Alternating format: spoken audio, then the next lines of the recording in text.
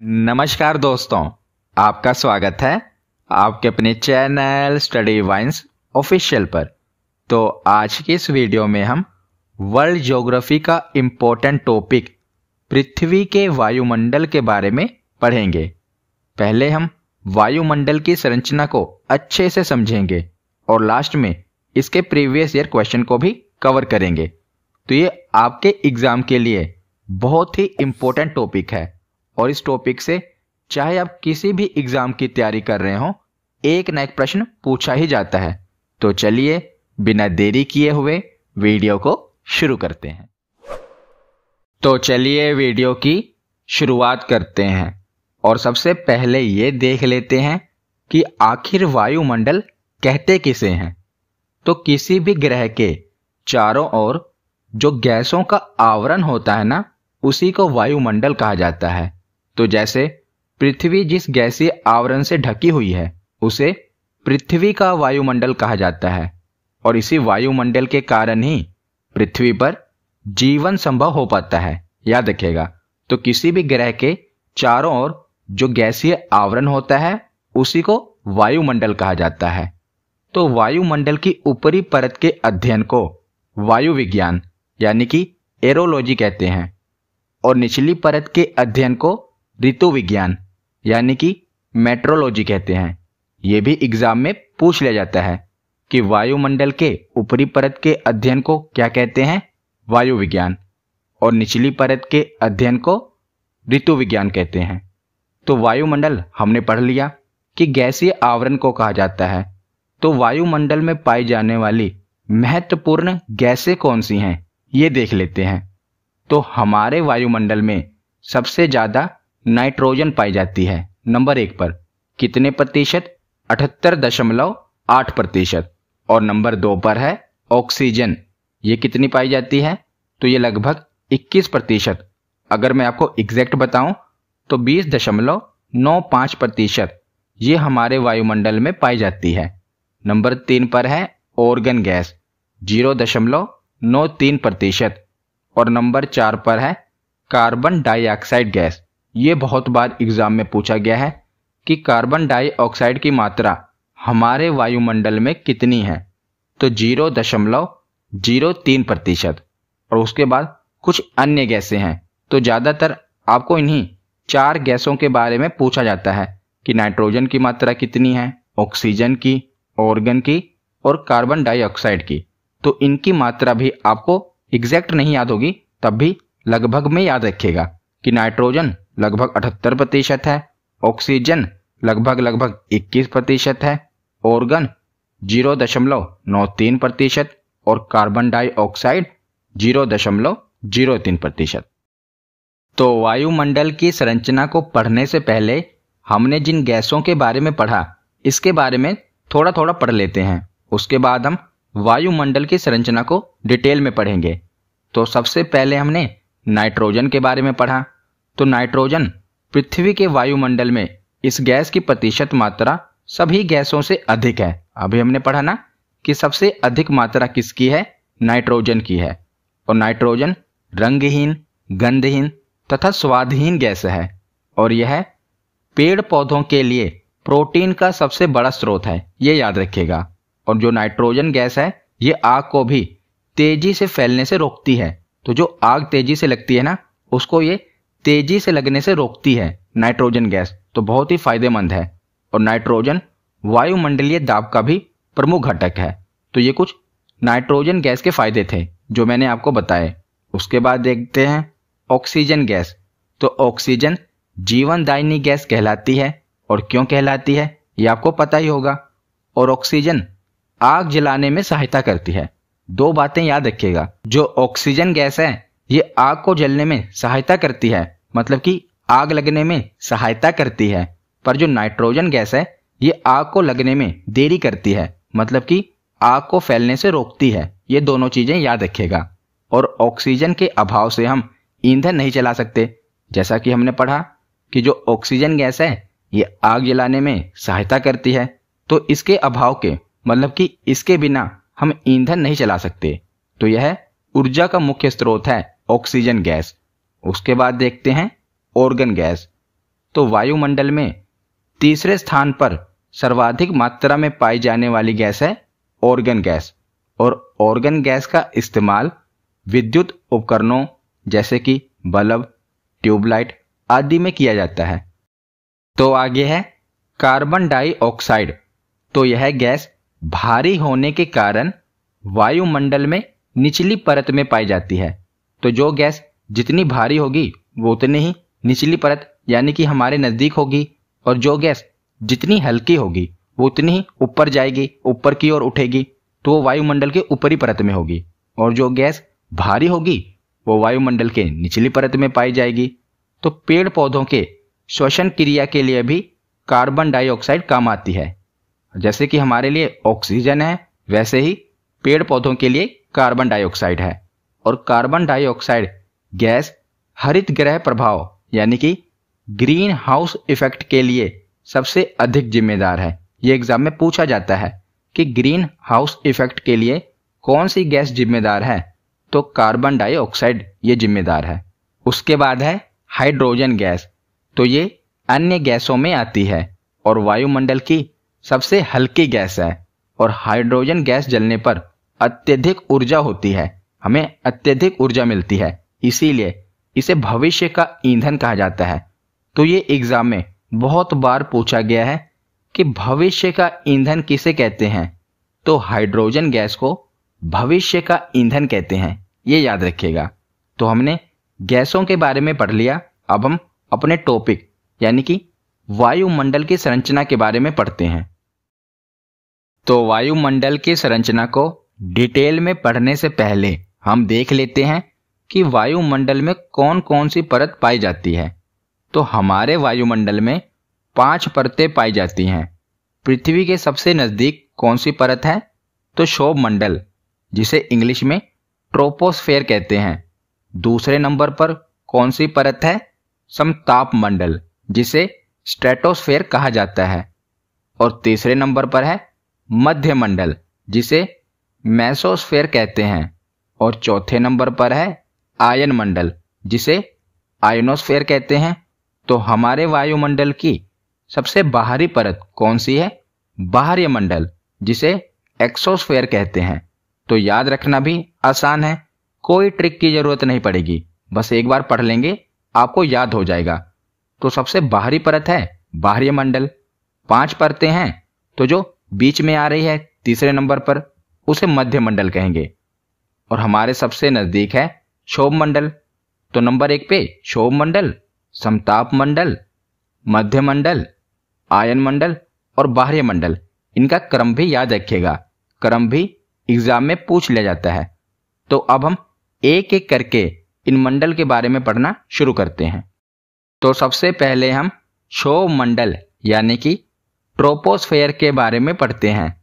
तो क्षोभ मंडल वायुमंडल की सबसे निचली परत है और क्षोभ मंडल की ऊंचाई पृथ्वी की सतह से लगभग 18 किलोमीटर तक है। तो यह पृथ्वी का सबसे नजदीकी मंडल है क्षोभ मंडल, और यह वायुमंडल की सबसे निचली परत है। हमने जैसा कि पढ़ा, इसकी ऊंचाई लगभग पृथ्वी की सतह से 18 किलोमीटर तक होती है, ये लगभग है। और ध्रुवों पर क्षोभ मंडल की ऊंचाई 8 किलोमीटर तथा विषुवत रेखा पर 18 किलोमीटर तक होती है। और सारी मौसमी गतिविधियां, यही सबसे ज्यादा इंपॉर्टेंट है जो आपको एग्जाम में पूछा जाएगा कि क्षोभ मंडल में क्या होता है। तो जितनी भी मौसमी गतिविधियां होती हैं, जैसे कि बिजली का कड़कना, बादल का बनना, आंधी, वर्षा और इंद्रधनुष का बनना, ये सभी जो मौसमी घटनाएं होती हैं ये क्षोभ मंडल पर ही होती हैं। यही एग्जाम में पूछा जाता है कि आंधी और वर्षा या इंद्रधनुष का बनना यह वायुमंडल की किस परत पर होता है, तो क्षोभ मंडल पर होता है, याद रखिएगा। और क्षोभ मंडल में प्रति 165 मीटर की ऊंचाई पर 1 डिग्री सेल्सियस तापमान में गिरावट आती है। अगर हम 165 मीटर की ऊंचाई पर जाएंगे तो 1 डिग्री सेल्सियस का तापमान कम होगा। और इसी मंडल को संवहन मंडल भी कहते हैं। किसे? क्षोभ मंडल को ही। अगर आपसे पूछ लिया जाए कि संवहन मंडल किसे कहा जाता है, तो क्षोभ मंडल को ही कहा जाता है। बस एक बात याद रखिएगा कि जितनी भी मौसमी घटनाएं हमें देखने को मिलती हैं ये क्षोभ मंडल में ही देखने को मिलती हैं। तो क्षोभ मंडल के बाद है समताप मंडल, जिसे इंग्लिश में स्ट्रेटोस्फेयर कहते हैं।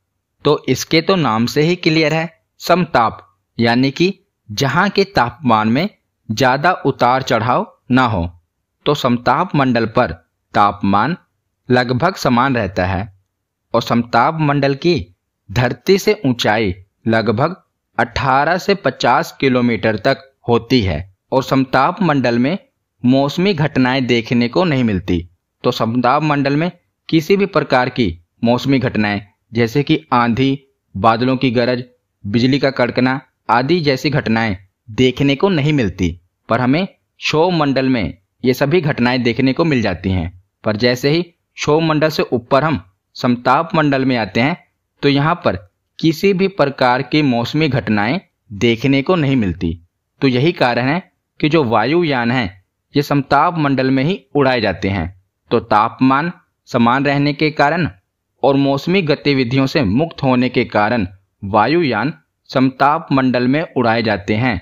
तो ये आपसे पूछा जाएगा कि वायुयान किस मंडल में उड़ाए जाते हैं, तो समताप मंडल में उड़ाए जाते हैं। और क्यों उड़ाए जाते हैं ये मैंने आपको बता दिया, क्योंकि यहाँ पर तापमान लगभग समान रहता है और जो मौसमी गतिविधियां हैं वो नहीं होती। इसी कारण ये वायुयान जो हैं यहीं पर उड़ाए जाते हैं समताप मंडल में। और जो ओजोन परत है ये भी समताप मंडल पर ही स्थित है। तो दोनों फैक्ट याद रखिएगा, ओजोन परत भी समताप मंडल में स्थित है और जो वायुयान है ये भी समताप मंडल में उड़ाए जाते हैं।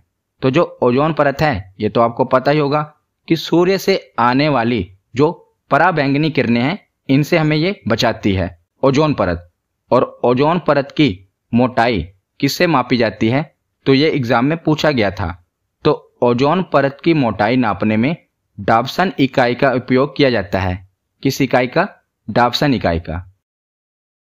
तो समताप मंडल के बाद है मध्य मंडल, जिसे कहते हैं मेसोस्फेयर। पहले हमने पढ़ा क्षोभ मंडल, दूसरे नंबर पर पढ़ा समताप मंडल और तीसरे में यानी कि मध्य में है मध्य मंडल। तो मध्य मंडल वायुमंडल की तीसरी परत है तथा वायुमंडल के बीच में स्थित है, इसीलिए इसे मध्य मंडल कहा जाता है। और इसका विस्तार 50 से लेकर 80 किलोमीटर तक है। और मध्य मंडल का क्या काम है, तो अंतरिक्ष से आने वाले उल्कापिंड मध्य मंडल पर आकर ही जलकर समाप्त हो जाते हैं। तो जो ये वायुमंडल की परत है मध्य मंडल, जितने भी उल्कापिंड हैं उनसे हमें बचाती है। जितने भी उल्कापिंड हैं इस परत पर आकर घर्षण के कारण जलकर खत्म हो जाते हैं और पृथ्वी पर नहीं पहुंच पाते। तो ये भी बहुत ही महत्वपूर्ण परत है। क्षोभ मंडल में हमने पढ़ा मौसमी घटनाएं, समताप मंडल में हमने पढ़ा ओजोन परत और मौसमी घटनाएं नहीं होती, इसीलिए वायुयान उड़ाए जाते हैं। और मध्य मंडल में हमने पढ़ा कि ये हमें उल्कापिंड से बचाती है। तो इसी प्रकार आपको याद रखना है। तो मध्य मंडल के बाद वायुमंडल की अगली परत है आयन मंडल, जिसे इंग्लिश में कहते हैं आयोनोस्फेयर। तो आयन मंडल मध्य मंडल के ऊपर 80 किलोमीटर से लेकर 400 किलोमीटर के बीच स्थित है। और वायुमंडल की यह परत रेडियो तरंगों को परावर्तित करती है। तो इसका काम क्या है, ये रेडियो तरंगों को परावर्तित कर देती है। और जितने भी संचार उपग्रह हैं यानी कि कम्युनिकेशन सैटेलाइट हैं, इन्हें आयन मंडल में ही स्थापित किया जाता है। ये बहुत ही इंपॉर्टेंट है कि जितने भी कम्युनिकेशन सैटेलाइट हैं, संचार उपग्रह हैं, इन्हें कहां पर स्थापित किया जाता है, तो आयन मंडल में स्थापित किया जाता है। आयन मंडल के बाद है बाहरी मंडल। यह वायुमंडल की सबसे बाहरी परत है और इंग्लिश में कहते हैं एक्सोस्फेयर। तो बाहरी मंडल वायुमंडल की सबसे ऊपरी सतह है, यानी कि यह सबसे बाहरी परत है। और बाहरी मंडल की कोई ऊपरी सीमा अभी तक निर्धारित नहीं है। और बाहरी मंडल में हाइड्रोजन तथा हीलियम गैसों की अधिकता पाई जाती है और इसकी कोई ऊपरी सीमा अभी तक निर्धारित नहीं की गई। तो वायुमंडल की पांचों परतों के बारे में हमने पढ़ लिया। एक बार क्विक रिवीजन कर लेते हैं, उसके बाद हम प्रीवियस ईयर क्वेश्चन देखेंगे। तो क्षोभ मंडल में हमने क्या पढ़ा कि जितनी भी मौसमी घटनाएं होती हैं ये कहां पर होती हैं, क्षोभ मंडल। उसके बाद है समताप मंडल।